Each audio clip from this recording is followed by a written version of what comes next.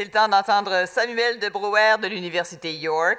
Sa thèse s'intitule « L'idée de démocratie dans la pensée politique française d'après-guerre ».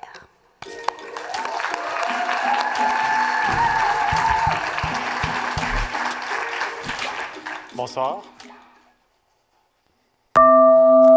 Perte de confiance, problème de motivation, stress insoutenable. Les symptômes de la crise de la démocratie ressemblent drôlement à ceux d'un épuisement professionnel. Pourtant, il n'y a pas de quoi rire. Démagogie, autoritarisme, érosion des droits et libertés. Si la crise de la démocratie s'apparente à un épuisement professionnel, alors pourquoi ne pas aller prendre l'air? Faisons ensemble un tour de vélo du côté de la philosophie politique française contemporaine.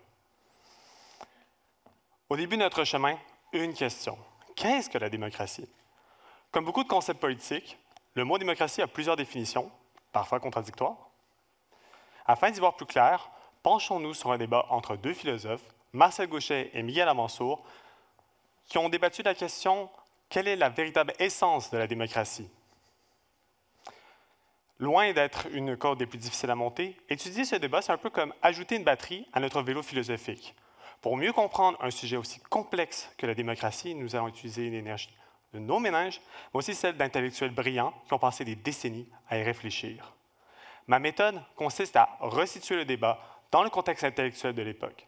C'est-à-dire que je lis les textes principaux du débat à la lumière des autres textes et événements marquants de la période. Mais puisqu'on ne trouve pas tout dans les livres, hélas, je m'appuie également sur du travail d'archives et des entretiens que j'ai réalisés en France.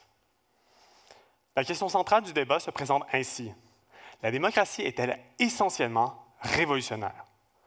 Pour Marcel Gauchet, la réponse est non. La démocratie, c'est avant tout le gouvernement en commun, c'est le conflit pacifié. La démocratie requiert donc une certaine forme de normalité. Défendre son aspect révolutionnaire, c'est conduire la société vers un désordre permanent. Pour Miguel Amansour, en revanche, nier le caractère révolutionnaire de la démocratie, c'est la vider de sa substance. La démocratie est avant tout une question de libération de la domination. La démocratie, plutôt qu'un régime établi, se trouverait dans les moments d'interruption de la normalité. En d'autres termes, est-ce que la démocratie, c'est la gestion de l'ici et du maintenant ou la lutte pour une émancipation toujours à venir? Les dernières élections fédérales ou la grève étudiante de 2012? Un peu des deux, non? Afin de contrer l'épuisement démocratique, nous devons repenser la démocratie à l'aune de ces deux pôles.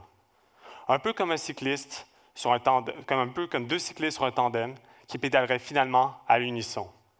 Et pour cela, je vous invite à faire votre propre Tour de France. Merci.